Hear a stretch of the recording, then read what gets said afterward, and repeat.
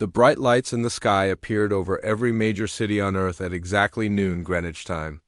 Jake Morrison stood on the bridge of the USS Valiant, watching the massive alien ships hover silently above the planet. He had been a military captain for 15 years, but nothing had prepared him for this moment. The ships were beautiful in a way that hurt to look at, all smooth curves and gleaming metal that seemed to bend light around them. Dr. Lisa Carter pressed her face against the observation window, her breath fogging the glass.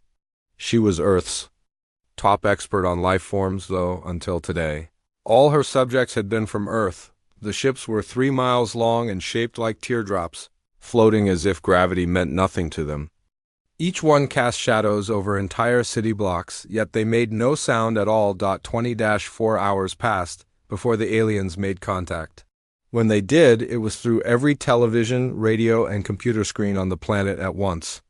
The voice that spoke was gentle, almost musical, and it spoke perfect English, though later they learned it was speaking every human language at the same time.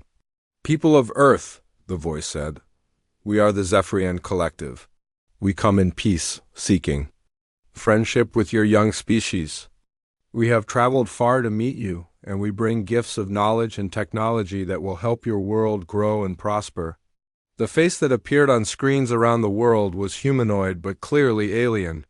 The skin was pale blue and seemed to glow with its own light. The eyes were large and golden, with pupils that changed shape like a cat's.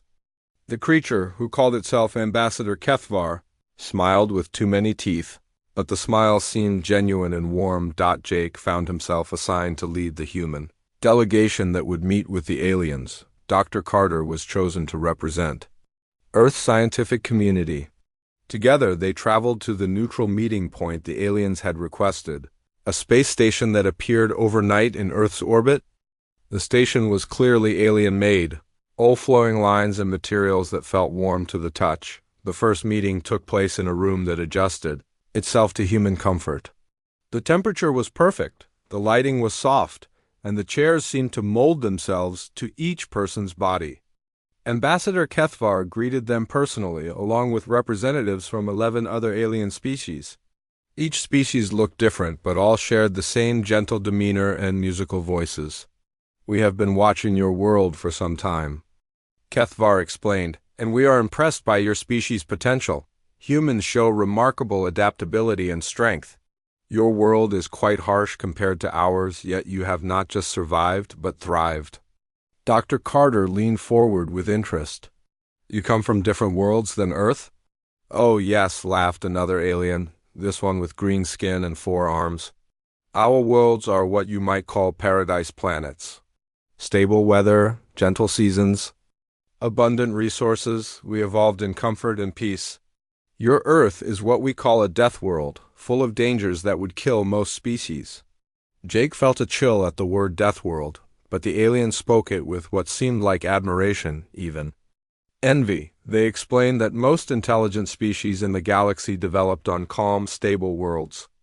Earth, with its violent weather, dangerous animals, and frequent natural disasters, was extremely rare. "This is why we are so interested in humanity," Kethvar continued. "You have developed traits that are almost unknown in galactic civilization.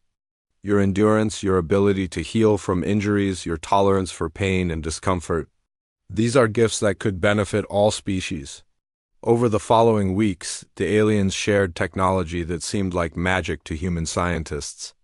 They showed humans how to generate unlimited clean energy, how to cure diseases that had plagued humanity for centuries, and how to grow food that could feed billions. All they asked for in return was permission to study human society and establish research stations on Earth. Dr. Carter spent her days learning about alien biology and sharing knowledge about human anatomy. She was amazed by how fragile the aliens seemed compared to humans.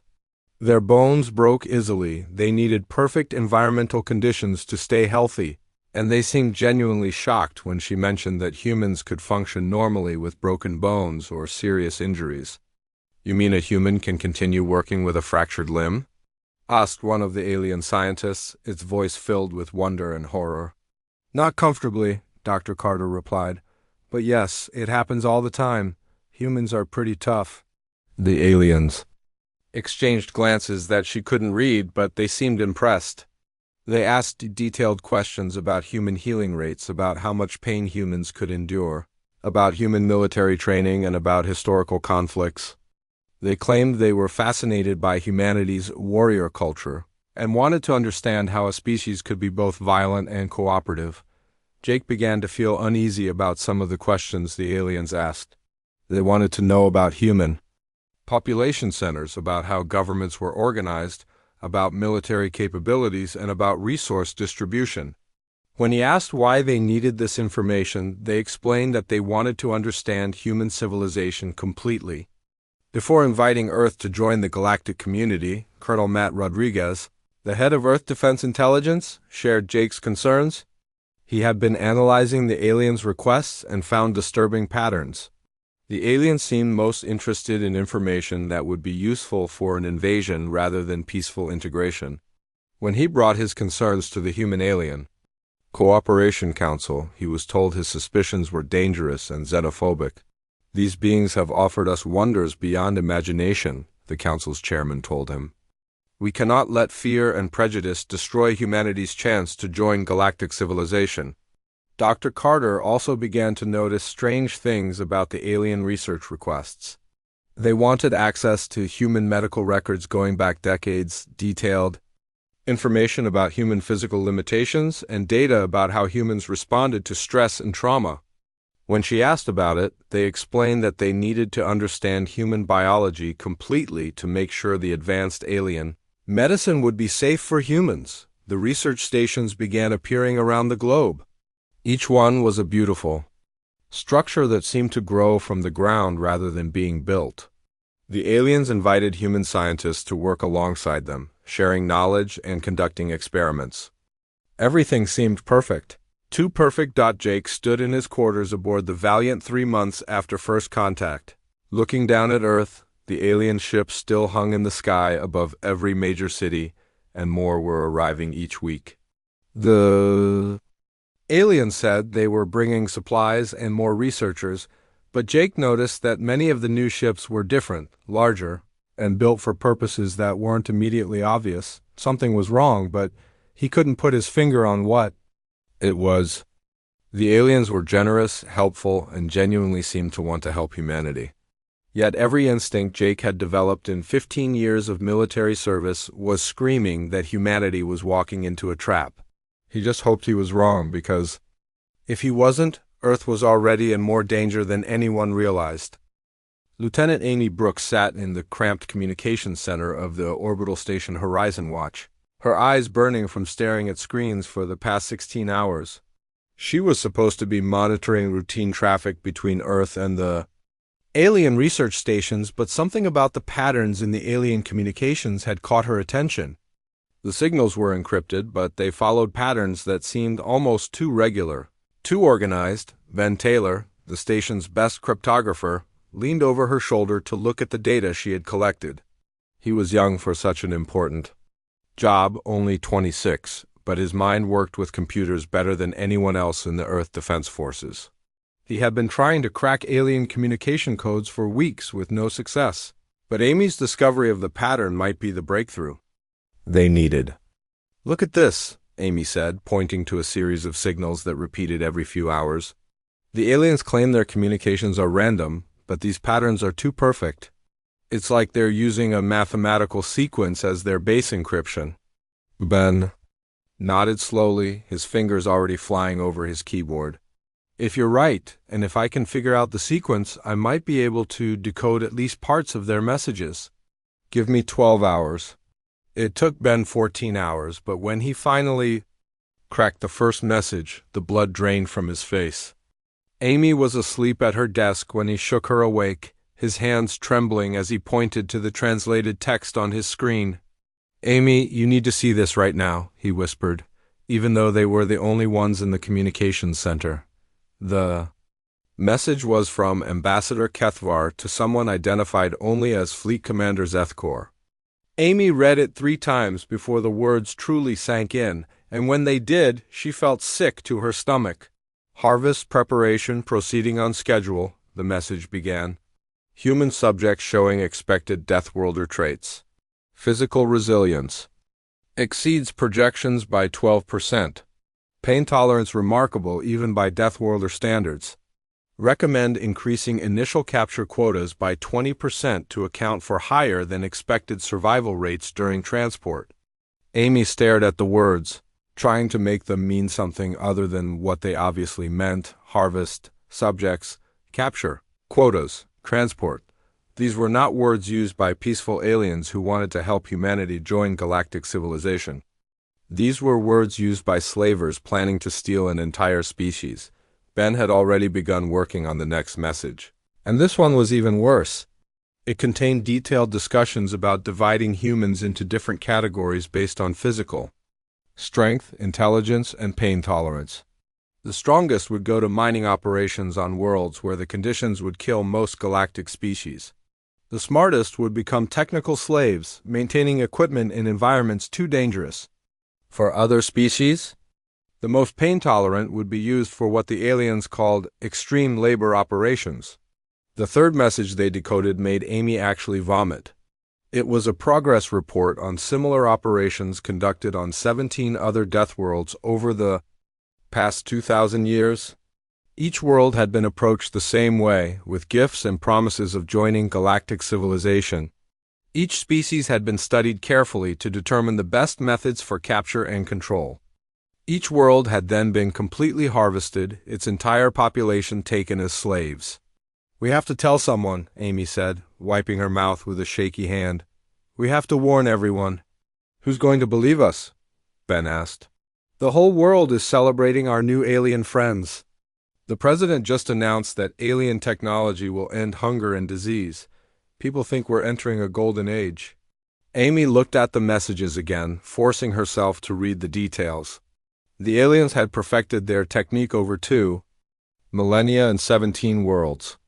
They had learned exactly how to gain a species' trust, how to study their weaknesses, and how to strike when the target was most vulnerable. They had never failed to completely harvest a Deathworld species, but they had also never encountered humans before. Amy and Ben spent the next 3 days decoding more messages, and with each one, the picture became clearer and more terrifying. The research stations weren't for studying human culture, they were for categorizing humans like livestock. The medical scans weren't to make alien medicine safe for humans. They were to determine which humans could survive which types of slavery. The questions about military organization weren't academic curiosity.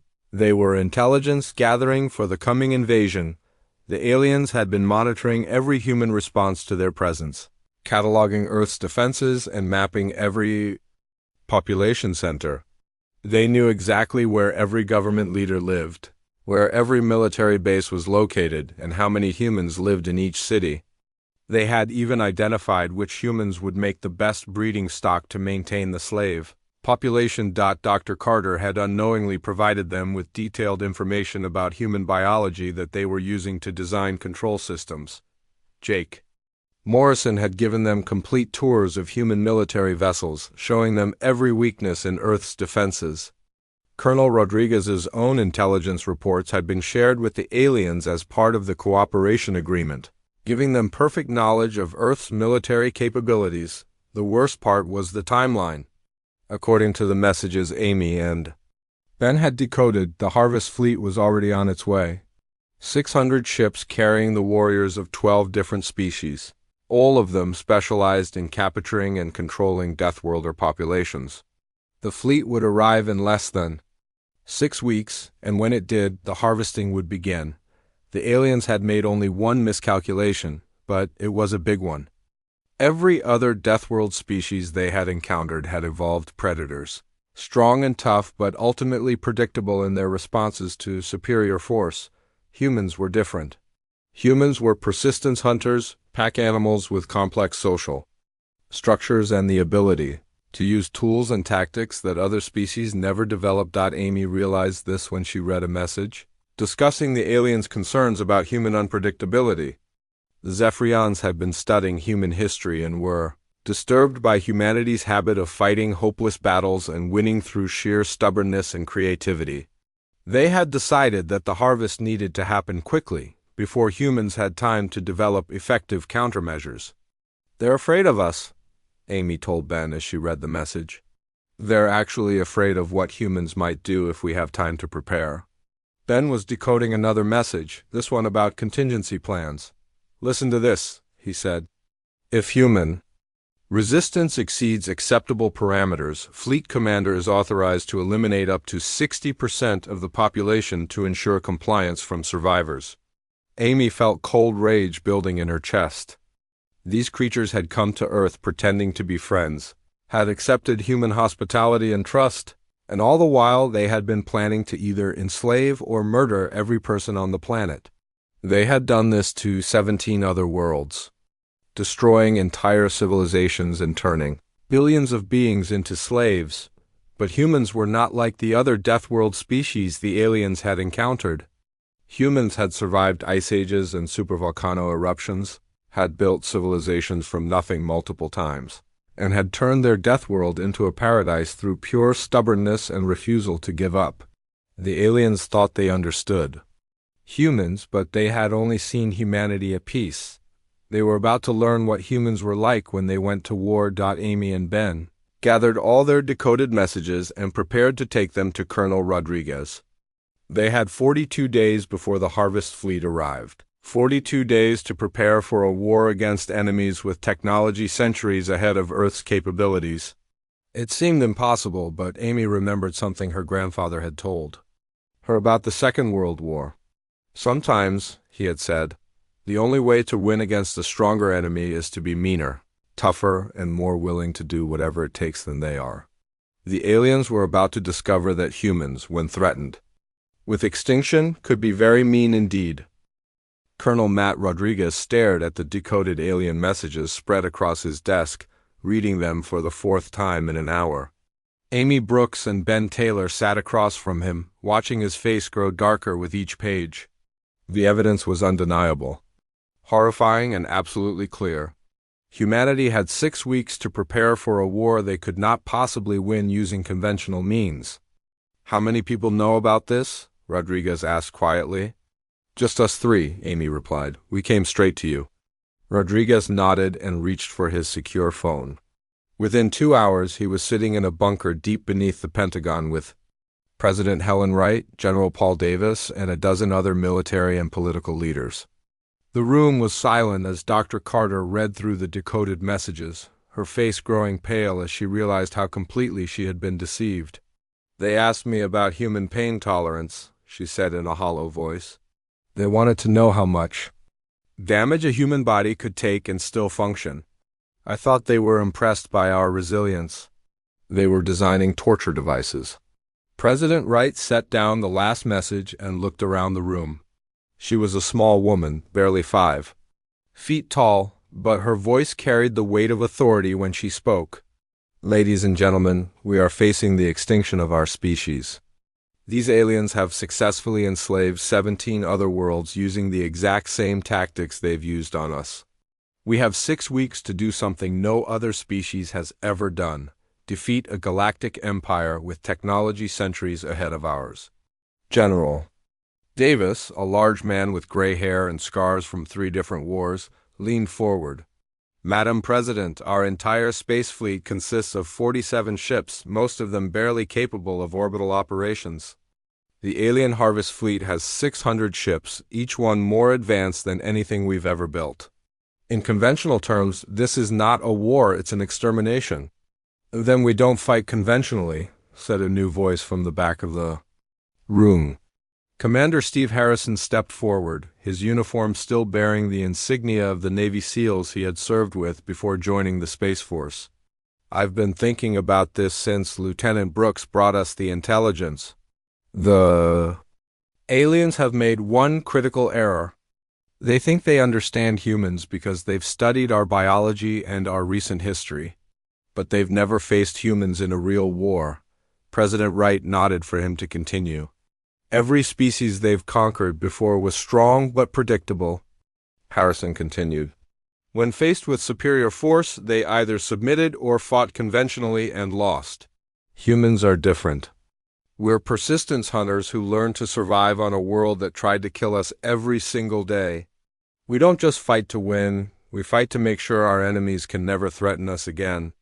Dr. Carter had been reading through more of the alien communications. Steve's right, she said. Look at this message from their behavioral specialists. They're worried about human unpredictability. They say humans have a disturbing tendency to use unconventional tactics and to keep fighting even when victory is impossible. Jake Morrison, who had been silent until now, spoke up. I've been on their ships. I've seen their technology. It's incredible, but it's also designed for fighting other civilized species who follow rules. Their weapons are precise, their tactics are elegant, their ships are beautiful. They've never had to fight an enemy that would ram a warship into their command vessel or use nuclear weapons as suicide bombs. General Davis began to smile, a cold expression that had terrified enemies on 3 different continents.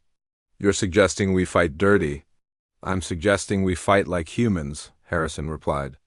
The aliens control the high ground and have better technology, but they've never faced an enemy that grew up on a death world.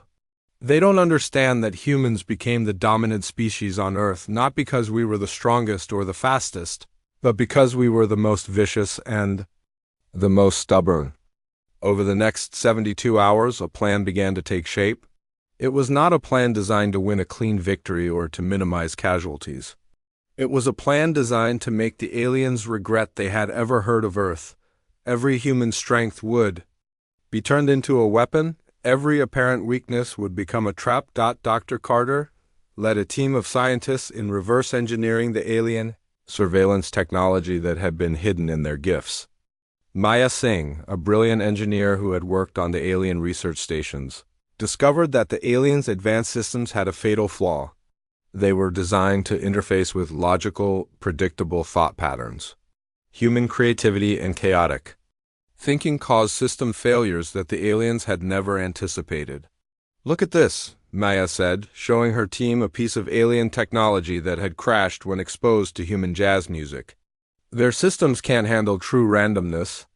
They expect patterns, logic, mathematical precision. Human art, human music, human emotions cause cascading failures in their neural networks. Meanwhile, Jake Morrison worked with intelligence analyst Kate Phillips to catalog every piece of information they had given the aliens. The enemy knew human capabilities, but they had been given sanitized, official information. They had no idea about human special operations, about guerrilla warfare, tactics developed over centuries of conflict, or about humanity's capacity for desperate, last-ditch efforts. They know we have nuclear weapons, Kate explained to the planning committee, but they think we'll use them like civilized beings, as strategic deterrents. They don't know that humans will strap nuclear devices to their own bodies and walk into enemy command centers. Across the globe, military units began training for a new kind of warfare.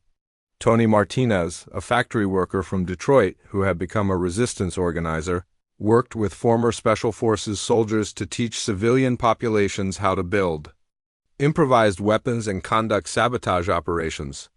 The aliens monitoring human communications saw what appeared to be panic and social breakdown. Never recognizing the signs of an entire species preparing for total war, the aliens had made another crucial error in their understanding of human psychology. They assumed that superior technology would inspire fear and submission as it had with every other species. Instead, humans responded to the threat of extinction with cold, calculating rage. Every person on Earth now knew that the smiling aliens, who had promised friendship, were actually slavers who had destroyed 17 worlds. The knowledge turned humanity into something the galaxy had never seen before. An entire species united in purpose and absolutely committed to revenge. Dr. Carter discovered this during her continued analysis of alien communications. They're starting to get worried, she told the War Council. They're seeing changes in human behavior patterns that don't match their psychological profiles. They know something's wrong, but they can't figure out what. President Wright reviewed the final battle plans with her military commanders. The strategy was insane by any conventional measure, relying on tactics that would be considered war crimes. If used against humans, But the aliens had made their intentions clear, and humans were no longer bound by civilized rules of engagement. "They expect us to surrender when faced with superior force," the president said. "They expect us to negotiate. When they begin attacking our cities, they expect us to prioritize saving lives over winning the war. They're about to learn that they have completely misunderstood human nature."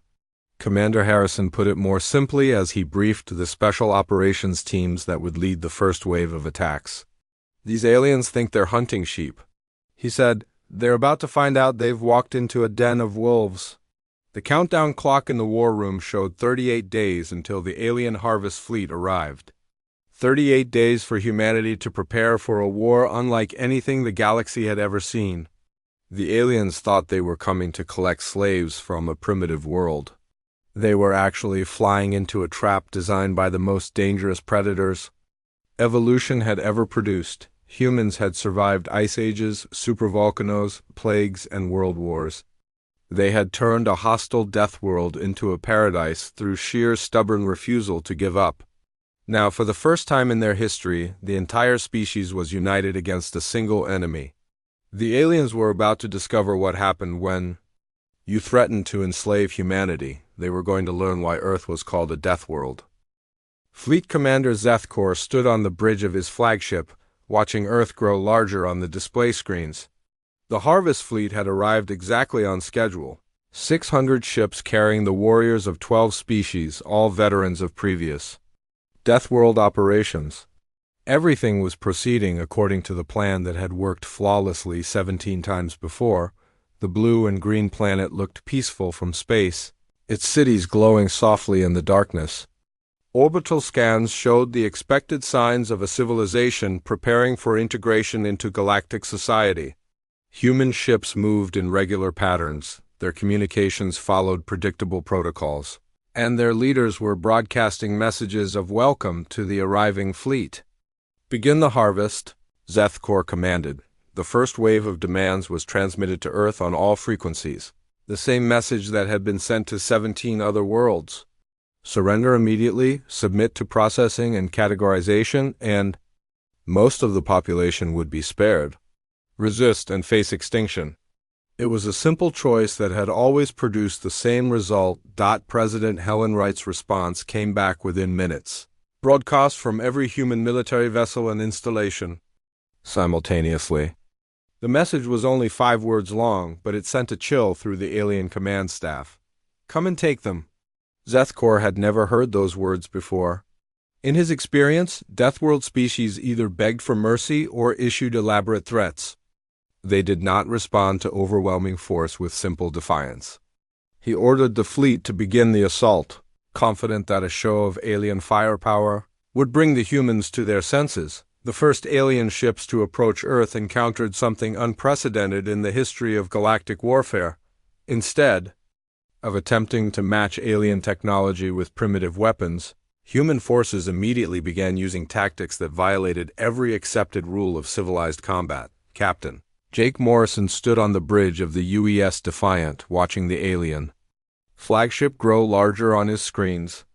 His ship was older than most, built for cargo transport and barely modified for combat. Against the alien vessel, it stood no chance in a fair fight. Morrison had no intention of fighting fair. "All hands, this is the captain," he announced over the ship's communication system. "We're going to ram the alien command ship. It's been an honor serving with you all." The crew responded with cheers rather than panic. Every person aboard the Defiant had volunteered for this mission, knowing it was a one-way trip. The aliens monitoring human communications intercepted the transmission and assumed it was bravado or a last desperate bluff they had never encountered. A species that would sacrifice an entire ship and crew to damage a single enemy vessel. The Defiant struck the alien flagship at full speed, its nuclear reactors overloading on impact. The explosion tore through the alien ship's hull, crippling its command systems and killing dozens of the galaxy's most experienced fleet officers. The psychological impact on the alien forces was even greater than the physical damage. These humans were supposed to be captured alive for processing, not throwing themselves into suicide attacks, Lieutenant Amy Brooks, coordinated the electronic warfare assault from her station on Horizon Watch. The virus programs that Dr. Carter's team had developed were unleashed into the alien communication networks, spreading chaos through systems designed for logical, predictable data. Alien ships began turning on each other as their navigation systems reported false positions and their weapon systems targeted friendly vessels. "Their technology is more advanced," Amy reported to command, "but it can't handle true randomness. Every time we introduce chaotic variables, their systems crash." Colonel Rodriguez directed ground operations as alien forces attempted to land on Earth's surface. The invaders expected to face organized military resistance that could be overwhelmed by superior firepower. Instead, they encountered something no galactic species had ever developed: asymmetric warfare conducted by an entire population that refused to acknowledge defeat. The aliens landed in major population centers, expecting to quickly secure strategic objectives and begin processing the human population. What they found instead were cities that had been turned into massive traps. Every building was rigged with explosives, every street was prepared for urban warfare, and every civilian was armed and trained in guerrilla tactics. In Chicago, Tony Martinez led a group of factory workers in an assault on an alien processing center. The aliens, evolved on peaceful worlds, had never faced enemies who used improvised weapons with lethal creativity. Martinez's team turned industrial equipment into weapons of war, using everything from construction machinery to kitchen chemicals to create explosives and toxins that bypassed alien defensive systems. "They're not soldiers," one surviving alien officer reported to the fleet command. "They're civilians, but they fight like demons. They show no fear of pain or death." The aliens began to understand that they had made a fundamental error in their assessment of human nature. Previous Deathworld species had been strong and resilient, but they had still been rational. They had eventually recognized hopeless situations and surrendered to preserve what they could. Humans seemed to become more dangerous as their situation became more desperate. Dr. Carter and Maya Singh had infiltrated one of the alien research stations, using their access codes from the cooperation period to plant virus programs directly into the alien networks. The systems that had been designed to study human biology were turned against their creators, broadcasting false information and corrupting critical databases.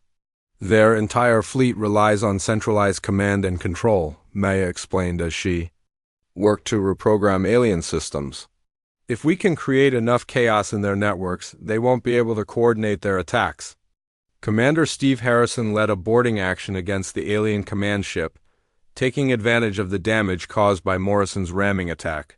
The Special Forces team he led was equipped with weapons designed specifically for fighting in the confined spaces of alien vessels. The aliens had never experienced close-quarters combat. Against humans trained for such operations, the alien crew discovered that their physical advantages meant nothing against enemies who had trained their entire lives for violence. Human soldiers who weighed half as much as the aliens could still overpower them through superior technique and absolute ruthlessness. The aliens had evolved for peace and cooperation, while humans had evolved from persistence hunters who had spent millions of years learning to kill things larger and stronger than themselves. "Surrender," Harrison told the alien captain, pressing a knife to his throat, "or watch your crew die one by one?" The alien captain, Zethkor himself, looked into human eyes and saw something that no galactic species possessed. These creatures had no concept of honorable defeat or reasonable surrender. They would keep fighting until every alien was dead or every human was destroyed. There would be no negotiation, no compromise, no mercy. "You don't understand," Zethkor sighed, his voice shaking. "We are a galactic civilization. We have technology beyond your comprehension. You cannot win." Harrison smiled, an expression that sent chills through every alien who saw it. "We're not trying to win," he said. "We're trying to make sure you never do this to anyone else ever again." The battle for Earth raged for 6 days, and with each passing hour the aliens grew more desperate. They had come to harvest a primitive species and instead found themselves fighting the most vicious and unpredictable enemy they had ever encountered. Human forces that should have been destroyed kept fighting, human civilians who should have been cowering were building bombs, and human leaders who should have been begging for mercy were planning counterattacks on the sixth day. Fleet Commander Zethkor made the decision that would haunt the galactic community for generations. He ordered the retreat of all surviving alien forces, abandoning the harvest operation that had never failed before. Of the 600 ships that had arrived at Earth, fewer than 200 were still capable of interstellar travel, but the humans were not finished. As the alien fleet attempted to withdraw, President Wright broadcast a message that would become legend throughout the galaxy. "You came to our world to take our people as slaves," she said. "You thought we were weak because we were kind. You thought we were helpless because we welcomed you as friends. You were wrong. We are following you home, and we are going to make sure this never happens again."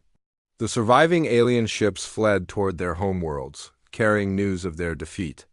Behind them, a human fleet equipped with captured alien technology began the hunt. The galaxy was about to learn that humans did not simply fight to defend themselves. They fought to ensure their enemies could never threaten anyone again.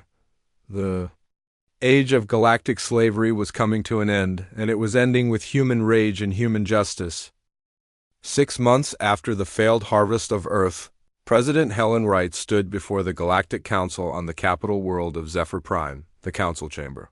Built for 12 peaceful species, now hosted representatives from 47 different worlds, most of them former slaves of the Collective. The humans had kept their promise and followed the aliens home, but they had not come for revenge alone. Captain Jake Morrison, now commanding a fleet of hybrid human-alien vessels, had led the liberation of the first enslaved world within weeks of Earth's victory. The mining planet Kepler 442b had been worked by slaves from 6 different species for over 300 years. When human forces arrived, they found conditions that would have killed most galactic species within days. For humans, it was just another challenging work environment. "The slave overseers couldn't understand why we weren't dying," explained Tony Martinez, who had volunteered to lead the Liberation Ground forces. "They kept increasing the workload, the heat, the toxic exposure, trying to find our breaking point. They never figured out that humans don't have breaking points the way other species do." The liberation of Kepler 442b had been swift and brutal. Human forces, now equipped with captured alien technology but retaining their Deathworld tactics, proved devastating against enemies who had grown soft from centuries of easy victories. The alien overseers, faced with liberators who treated their impossible working conditions as normal, surrendered rather than face human justice. Dr. Lisa Carter had spent months working with freed slaves from 17 different worlds, learning about the scope of the Collective's crimes. Each species had been harvested using the same tactics that had been attempted on Earth.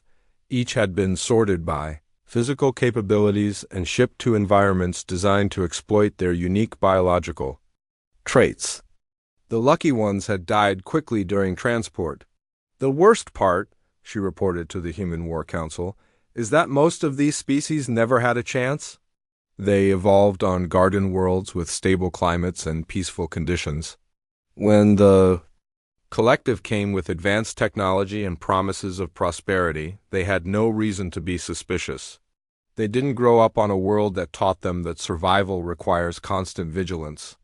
General Paul Davis had established military bases throughout former Collective territory, not as occupying forces but as protection for the newly liberated populations. Human soldiers, immune to most of the environmental hazards that made these worlds uninhabitable for other species, served as guardians while the former slaves rebuilt their societies. The psychological impact of human intervention had been as important as the military victories. For centuries, the Collective had maintained control through the belief that resistance was futile. No species had ever successfully fought back against their harvest fleets. The sight of human forces tearing through Collective defenses like they were made of paper had shattered that illusion forever. Commander Steve Harrison stood before the remnants of the Collective leadership, reading the terms of surrender that had been dictated by the human delegation. The aliens who had once controlled the galaxy now knelt in chains, awaiting judgment for crimes spanning 2 millennia and 17 worlds. "You will serve," Harrison announced, his voice carrying across the council chamber. "Just as you forced others to serve. You will work in the mines you created, under the conditions you imposed, for the rest of your natural lives. The only difference is that you will be paid for your labor and treated according to the same laws that govern all citizens of the new Galactic Alliance." The irony was not lost on anyone present. The collective had built their empire on the principle that might made right, that advanced civilizations had the right to exploit primitive ones. Now they faced justice administered by the very primitives they had planned to enslave. Amy Brooks and Ben Taylor had established the new Galactic Communication Network, one based on human principles of open information and democratic governance. The encryption systems that had once hidden collective atrocities now protected the rights and privacy of citizens throughout the galaxy. The same skills they had used to expose the Harvest plot were now ensuring that such secrets could never be kept again. Dr. Carter addressed the Galactic Council on behalf of the Human Liberation Front, the organization that had emerged from Earth's victory.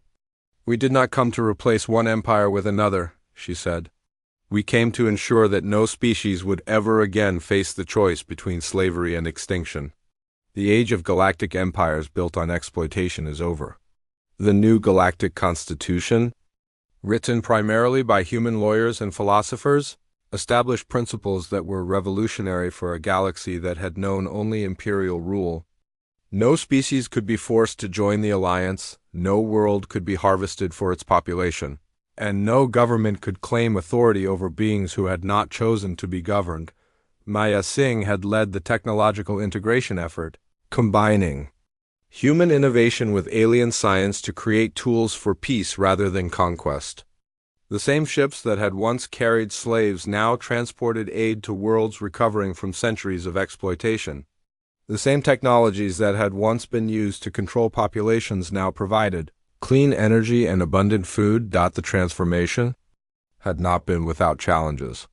Many former collective species struggled to adapt to freedom after generations of slavery. Human advisors worked patiently with each liberated world, sharing the lessons Earth had learned about democracy, individual rights, and peaceful coexistence. It was slow work, but humans had learned patience during their long evolution on a Deathworld. President Wright concluded her address to the Galactic Council with words that would be remembered for generations. Humanity learned long ago that peace is not the absence of conflict. Peace is what you build after you have made it clear that aggression carries a price too high for anyone to pay. The galaxy had indeed learned that lesson. The human response to the attempted harvest had been so swift and so devastating that no species would ever again consider enslaving a Deathworld population. More importantly, the network of liberation treaties and mutual defense pacts that humans had established meant that no species would ever again face such threats alone.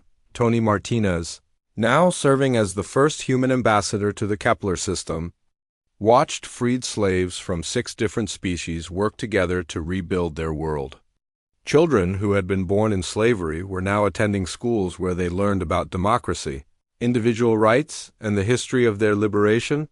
It was a sight that never failed to move him. "The funny thing," he told his wife during one of their regular communications, "is that the aliens were right about one thing. Humans really are different from other galactic species. We just weren't different in the way they expected." The difference had not been humanity's physical resilience or technological innovation.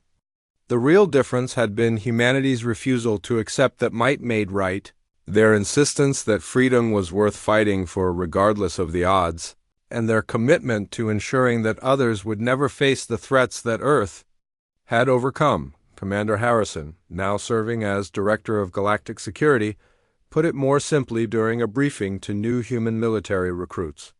"The aliens made one critical error in their calculations," he said. "They assumed that because we came from a harsh world, we would be grateful for any mercy they chose to show us. Instead, we learned that the universe respects only strength, and we became very, very strong. The final entry in the official history of the Galactic Liberation was written by Dr. Carter, who had become the Alliance's chief historian. The collective believed that evolution on Garden Worlds made them superior to Deathworld species. They were wrong. Evolution on peaceful worlds had made them soft, while evolution on Earth had made humans into something the galaxy had never seen before, a species that fought not just for survival but for justice. In schools throughout the galaxy, children from dozens of different species learned about the day humans arrived to break their chains. They learned that freedom was not something to be granted by those in power, but something to be claimed by those with the courage to fight for it. They learned that the universe was vast and often cruel, but that courage and determination could overcome any tyranny. And on Earth, in a small cemetery outside Washington, D.C., a simple stone marker commemorated Captain Jake Morrison and the crew of the UES Defiant. The inscription read, "They came in peace, but we came in war. They offered slavery, but we chose freedom. They thought they were hunters, but we were the storm." The galaxy was free, and it would remain free as long as humans remembered the lesson their death world had taught them, that sometimes the only way to preserve peace is to make war too expensive for tyrants to afford.